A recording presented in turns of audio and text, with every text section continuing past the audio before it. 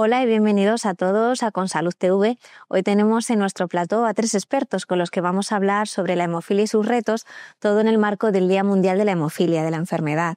Para ello contamos con Daniel Aníbal García Diego, presidente de la Federación Española de Hemofilia, la doctora Inmaculada Soto Ortega, jefa de sección de hemostasia y trombosis del Hospital Universitario Central de Asturias, y con Lourdes Pérez González, trabajadora social y gerente de la Federación Española de Hemofilia. Bienvenidos a los 3. Muy buenas Gracias. Muchas gracias. Muchísimas gracias por estar aquí con nosotros y quería precisamente empezar este coloquio preguntándoos por esa conmemoración del día. ¿Por qué es importante celebrar el Día Mundial de la Hemofilia? Por ejemplo, a Daniel.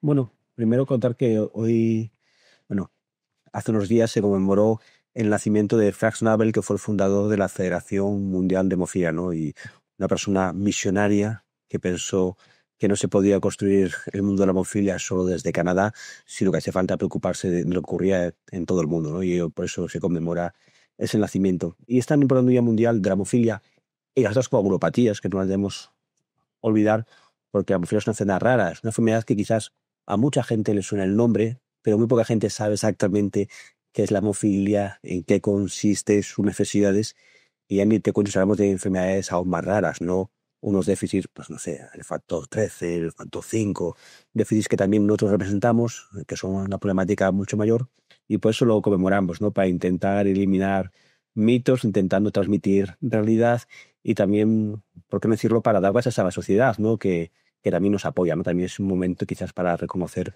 los avances que se han hecho y los avances que se han conseguido gracias a la apuesta de la sociedad por las personas con hemofilia y coagulopatías. De hecho, habéis llevado a cabo, ¿no?, una iniciativa que es concretamente Reto Prenda Roja. ¿Qué importancia hay y de qué manera contribuyen este tipo de iniciativas? O sea, por ejemplo, Daniel, Lourdes. Bueno, sí. Yo vengo con una corbata que creo que es roja, pero estoy atónico, pero lo que intentamos son cosas. Lo primero, un sentimiento de comunidad, ¿no? Sí. A las personas con hemofilia y coagulopatías les encanta el día 17 subir a Instagram, a Twitter, esa foto simplemente porque te vistes de rojo y hay un sentimiento de comunidad que es muy bonito. Que solamente por eso merece la pena, simplemente por ver a tanta gente, a hematólogos, enfermeras, laboratorios, políticos, mucha gente, algún futbolista, pues ves simplemente eso y creo que hay un sentimiento de comunidad que puedes sentir muy arropado, ¿no? Eso para mí ya vale un potosí. Y luego también el Reto de Prenda Roja va también acompañado de iluminar de rojo monumentos representativos, no sé. El Teatro Campo Amor se va a iluminar de rojo. El Teatro Campo Amor, donde se hace la entrega de los premios Princesa de Asturias anuales, este año se va a iluminar de rojo el día 17. Por ejemplo, esas cosillas hacen que la gente pregunta, ¿y esto está de rojo? Sí. Pues eso también es muy importante, esa iluminación de rojo. Luego, este año estén enfocados también en las mujeres y las niñas con coagulopatías. En este sentido, por ejemplo, Inmaculada, como especialista, ¿cuáles dirías que son esos retos en el diagnóstico y en el tratamiento que os estéis encontrando? Pues en primer lugar hay que pensar en ello. Es que las mujeres con coagulopatías frecuencia quedaron en cierta medida ignoradas porque la gravedad del trastorno, todo esto sale de la hemofilia. A ver, partimos de la hemofilia. El paciente hemofílico grave era un paciente muy grave. Era tan importante la atención que había que prestar a esa condición que, de alguna forma, todos los esfuerzos iban dirigidos a los varones que eran los más afectados por la enfermedad. Y digo los más porque las mujeres y las niñas también están afectadas por la enfermedad. Ahora, como los avances terapéuticos han sido tan importantes, afortunadamente vivimos una época buena, no voy a decir dulce, porque hay que mejorar más, pero es una época muy buena, mucho mejor que de donde venimos, pues esto nos ha permitido ampliar nuestro ámbito de tratamiento hacia otros pacientes.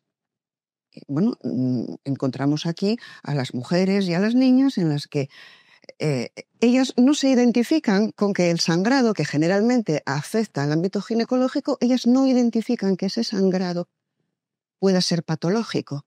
Simplemente lo sufren, asumen las consecuencias del sangrado, pero no osan compararse con un enfermo que tenemos en el imaginario colectivo como la imagen del varón.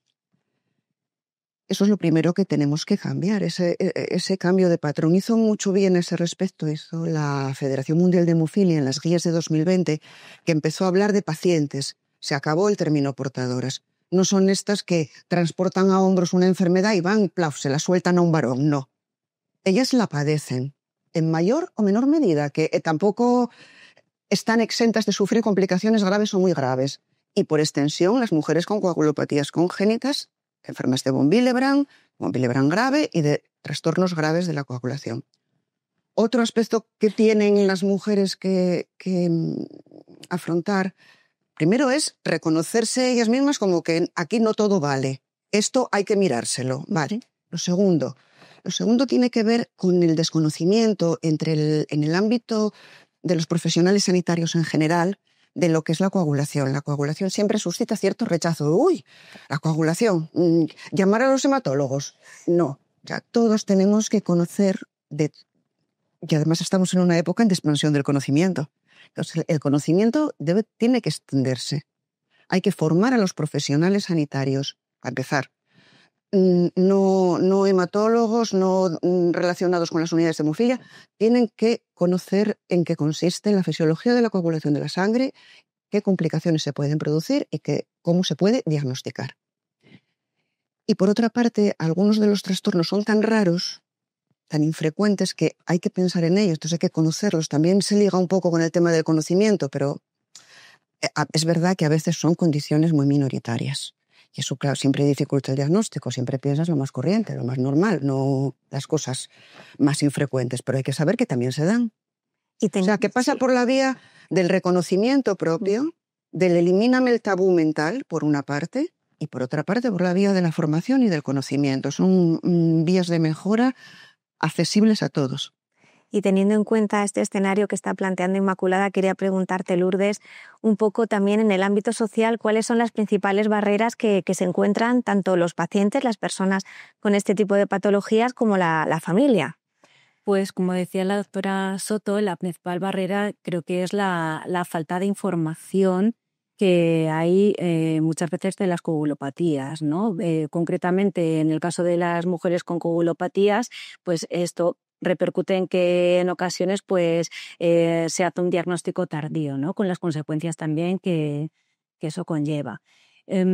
Luego, por otra parte, sigue habiendo muchos prejuicios sobre la enfermedad y falsas informaciones, ¿no? Que hacen que las personas con hemofilia o con otra coagulopatía pues sea más dificultoso su integración, ¿no? en la sociedad, en el día a día, tanto por ejemplo en el ámbito laboral, con creencias erróneas que hay determinados trabajos que no pueden realizar, o tanto en el ámbito educativo, ¿no? Que por esa falta también de información pues hace que igual a los niños y niñas pues se les cohíba pues de hacer actividades en igualdad de condiciones que sus compañeros, ¿no?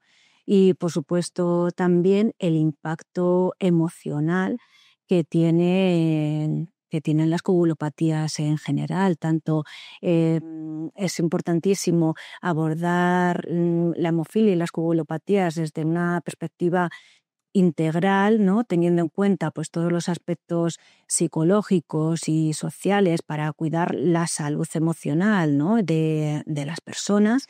Y, por supuesto, sin olvidar todo lo clínico, ¿no? Lo puramente más médico, pero sí que integrarlo, porque la carga emocional de tener una enfermedad crónica como es la hemofilia, pues tanto para la misma persona que tiene la enfermedad como para sus familias, que tienen que aprender a convivir, ¿no? Todos y todas con ella, pues puede repercutir, ¿no?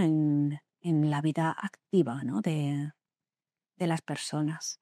Volviendo un poco a lo clínico, antes cuando hemos hablado es verdad que estáis comentando un poco esos desafíos, esas barreras que hay ahí, pero también los avances, ¿no? Han permitido un cambio en la calidad de vida. Quería centrarme un poco en eso. Doctora, ¿cómo han cambiado las cosas para estos pacientes? Pues las ventajas en el diagnóstico y en el tratamiento de la hemofilia, que es el alma mater de la que surge todo el desarrollo clínico, de alguna forma repercuten en las demás.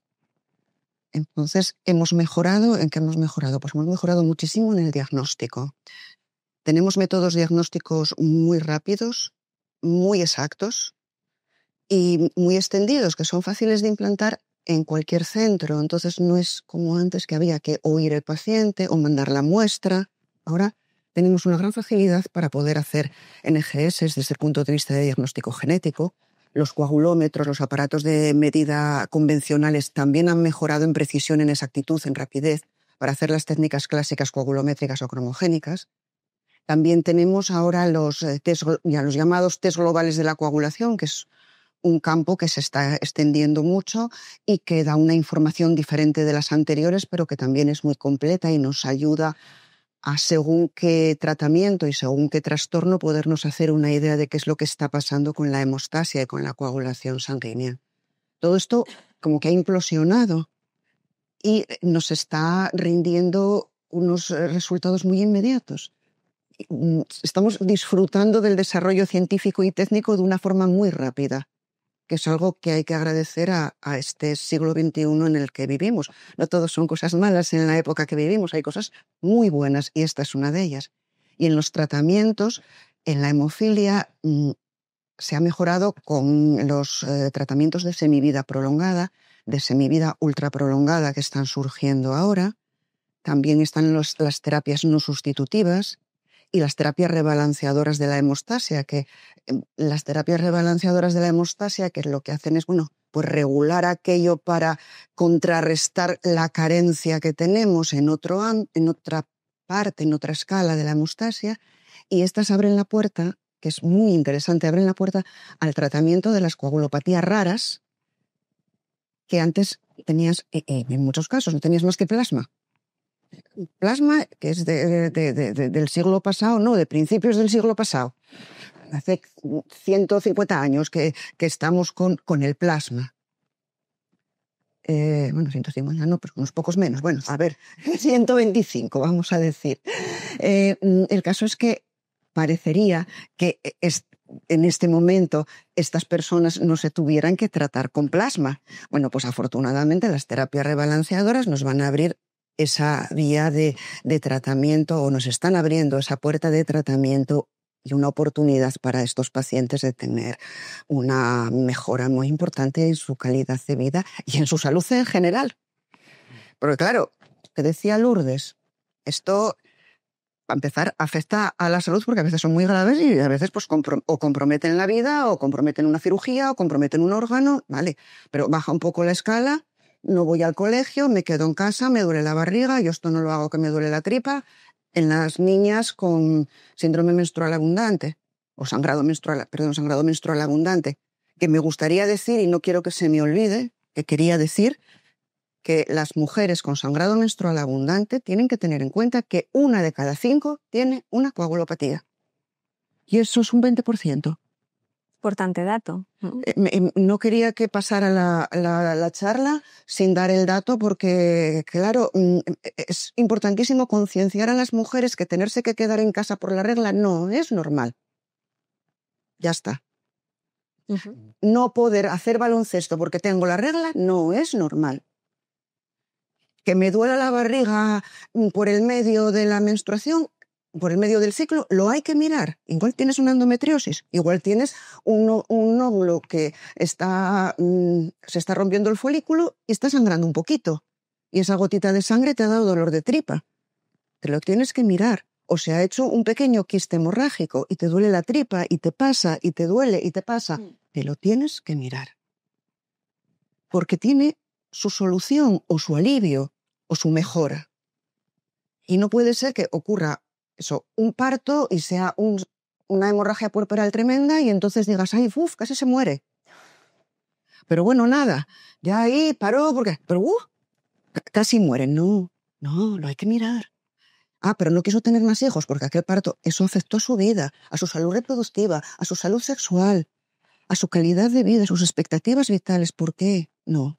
Estamos en condiciones de poder atajar esto y tenemos que atajarlo. Entonces, un poco esas. Te dije las mejoras que me preguntaste, sí, pero también los ámbitos de mejora que es muy grande donde se puede obtener una mejor salud global a la población. Entiendo que, aparte de estas mejoras que ahí están y de esos desafíos, cuando llega un diagnóstico tampoco no debe ser nada fácil. Quería saber un poco desde FEDEMO cómo acompañáis y cómo apoyáis tanto a los pacientes, a las personas afectadas, como a las familias. Por ejemplo, Daniel. Si me permite, sí, complementarla. Sí. No sé si lo comparte conmigo, creo que sí. Ha dicho que no es un momento dulce, yo diría que es un momento agridulce, ¿no? Es una forma de decirlo también. Es dulce por una cosa, y lo que tenemos ahora creo que hace 20 años no nos lo esperábamos. Pues no te digo nada, hace 40. Hace 40, pero ya hace que empecé yo. ¿A que no lo esperábamos? No, a principio, a finales del siglo XX no lo esperábamos. No lo esperábamos. No. Pero todo lo que tenemos nos ha hecho darnos cuenta también de todo lo que nos falta, ¿no? Y esa es la parte quizás, cuando teníamos solo esperábamos esto, ahora que tenemos esto, esperamos nuestras todo, expectativas, ¿no? han aumentado. Han aumentado mucho, ¿no? Esto es la paradoja de la elección, ¿no? Cuanto más tienes a elegir, más necesitas, ¿no? Y creo que es importantísimo lo que has dicho, Inmaculada, es no, antes nos preocupábamos de esto porque solo estaban los graves, ahora no podemos olvidar lo que acabas de decir, y es que el impacto de la salud, lo que has comentado, para mí es tremendo, ¿no? Eso que has dicho. Y luego, las mejoras diagnósticas que nos van a permitir estudiar a los familiares y hacer prevención primaria es evitar que se produzca eso. Y eso o sea... Y lo que yo veo, y es una opinión personal, es que ahora vamos un poquitín a una hemofilia quizás de dos velocidades, ¿no? Entre los pacientes más jóvenes, que gracias a haber nacido desde el principio con estas panoplias terapéuticas van a tener una esperanza de vida muy normalizada, una calidad de vida muy normalizada, y otro grupo de pacientes, quizás con otro grupo etario, en el que al no haber accedido desde el principio a esto, van a tener unas secuelas, unas comorbilidades, y ahí tenemos que quizás, sin olvidar esto, tampoco olvidar lo otro, siendo conscientes de que la hemofilia de la hora es una hemofilia grave, pero muy buena, ya tenemos mejores expectativas. Muchos pacientes que tienen muchas expectativas y que no tenemos que olvidarlos. Por eso también hay que celebrar el Día Mundial de la Hemofilia, porque la gente sigue padeciendo consecuencias de la enfermedad, y los tratamientos actuales, que son extraordinarios y que nuestro objetivo, el de los facultativos, siempre es sangrado cero, sangrado cero, sangrado cero. A ver, lo del sangrado cero es una quimera. Podemos no detectar aquellos hemartros que se nos producían. Podemos incluso ecográficamente no ver los hemartros, pero existen sangrados subclínicos, existen pequeños compromisos hemostáticos que se siguen produciendo y siguen haciendo daño, porque se sangra donde el organismo no está preparado para recibir sangre. No está diseñado para que se sangre ahí. Ahí donde el organismo sangra, sin ser su sitio, produce daño. Y luego el momento agridulce también... A ver si también estás de acuerdo conmigo, o estáis de acuerdo los dos conmigo. Es por romper una lanza. El día se llama Mundial de la Hemofilia. Los que vivimos este momento somos los afortunados que estamos en el mundo que llamamos occidental o primer mundo. Yo creo que 2/3 partes de los hemofílicos del mundo aproximadamente no tienen opciones terapéuticas, desde ninguna opción terapéutica a muy escasas.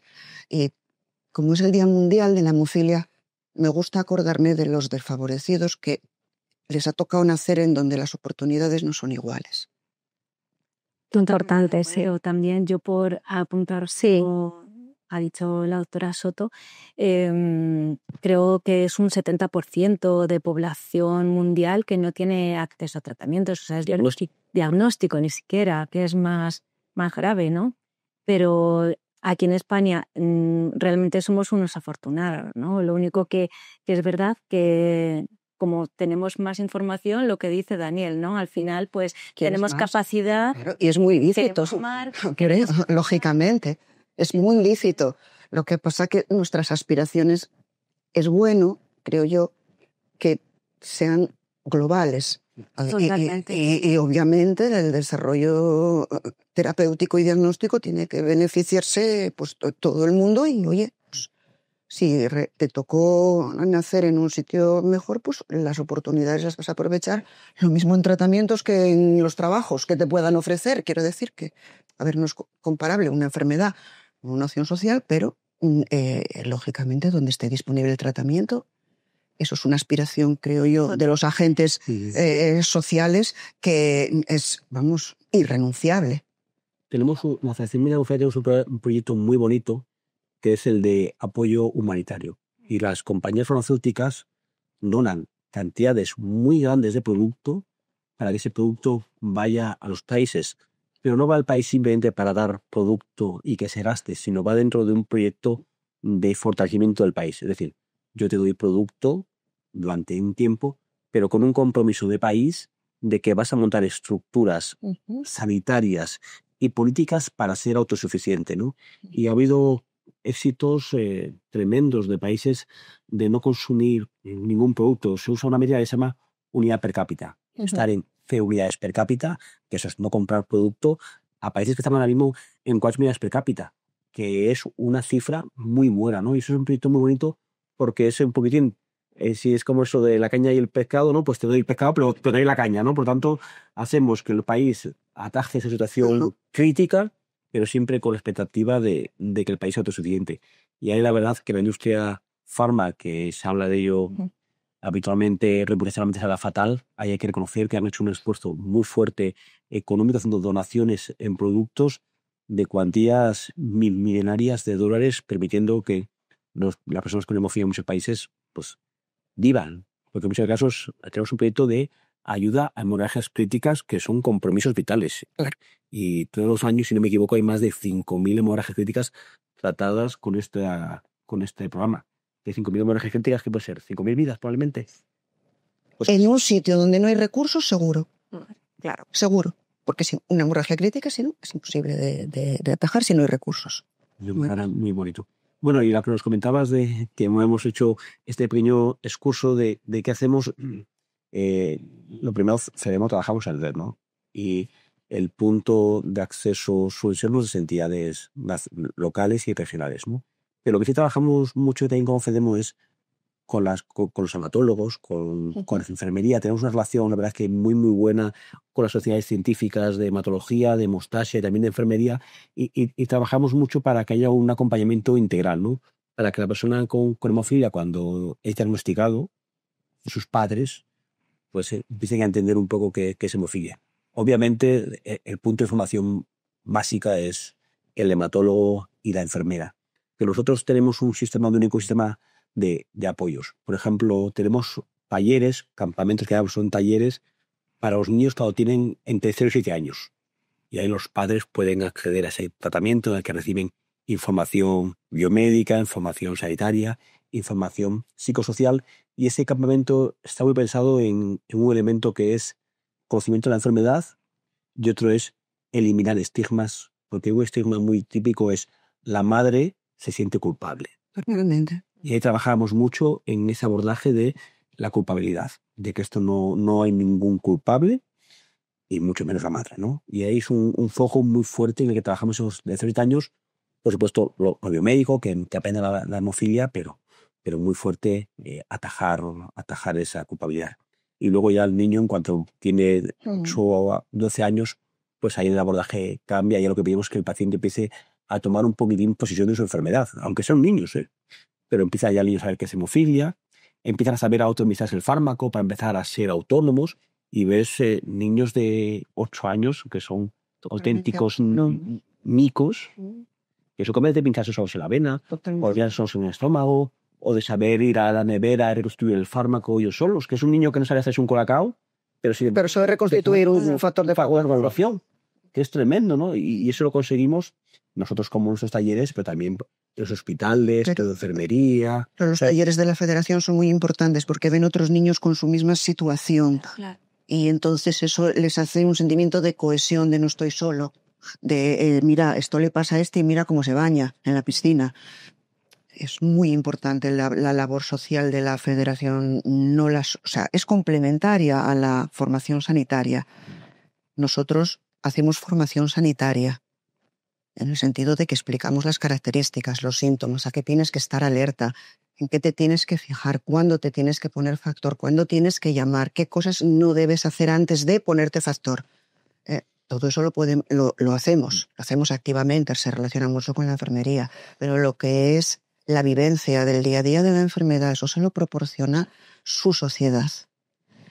Y también es insustituible sobre los talleres que tienen, el de la charca, el club de vela, el deporte de la vela es muy adecuado para la hemofilia y pocos lo saben, y España es un país que tiene muchísima costa.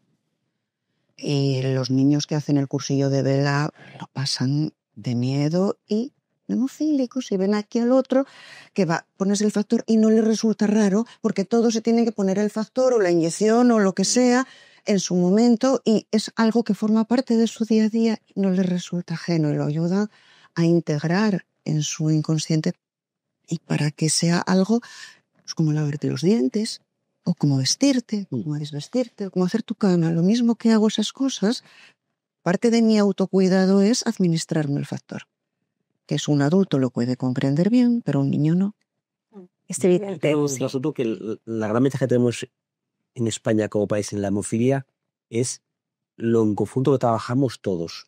Probablemente. Hematología, enfermería, FEDEMU, la Asociación Regional de Asturias, la de Madrid, la de Santander. Todas tienen... Cada uno en nuestro ámbito, pero trabajamos todos de manera muy coordinada. Y creo que vamos todos viendo un mismo objetivo. Eso es lo que hace que consigamos... Pero de distintos abordajes. Claro, cada uno. Y no se pisan la manguera. Es decir, nadie entra en ámbitos... Fíjate que parece difícil, pero yo creo que son tantos años que de alguna forma estamos todos modelados a hacer lo que tenemos que hacer.